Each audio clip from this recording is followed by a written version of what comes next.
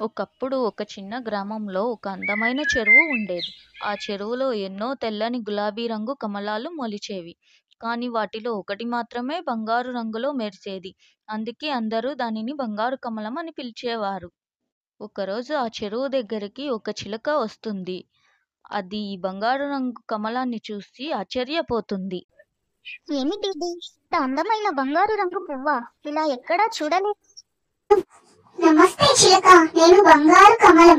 ఈ రంగు నాకు ప్రత్యేకం కాదు, నా మనసు కూడా మంచిదే, అందుకే ప్రకాశిస్తున్నాను. మనసు మంచిదా? అది ఎలా? మనం ఇతరులను సంతోషంగా ఉంచితే మనలోనూ ఆనందం వెలుగుతుంది. ఆ వెలుగు బయటకు కూడా కనిపిస్తుంది. పక్కనే ఉన్న తెల్ల కమలం ఇలా అనుకుంటుంది.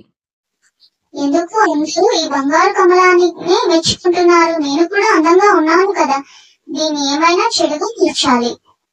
పెద్ద గాలి తుఫాను రాగా లోటస్ పువ్వు ఎగిరే నీటిలో బంగారు కమలాన్ని తుంచే ప్రయత్నం చేస్తుంది. ఇప్పుడు చూద్దాం నీ వెలుగు ఆగిపోతుందా లేదా అని. కానీ బంగారు కమలం నిలకడగా ఉంటూ ప్రకాశిస్తుంది. ఎంత గాలి వాన వచ్చినా లోపల మంచితనాన్ని ఎవరూ తీయలేరు. నన్ను క్షమించు బంగారు కమలం, నీ లోపలి వెలుగు నిజంగా గొప్పది. నేను ఎందుకు అసూయపడ్డానో నాకే అర్థం కాలేదు. ఎందుకు క్షమాపణ అడుగుతున్నావు? మనందరం స్నేహితులమే కదా, మనం కలిసి ప్రకాశిద్దాం. అలా ఆ చెరువులో ఉన్న పువ్వులన్నీ కలిసి స్నేహంగా జీవించసాగాయి. నీతి: మనం కూడా లోపలి మంచితనాన్ని పెంచుకుంటే నిజమైన బంగారు వెలుగు వెలుగుతుంది. Thanks for watching. Please subscribe.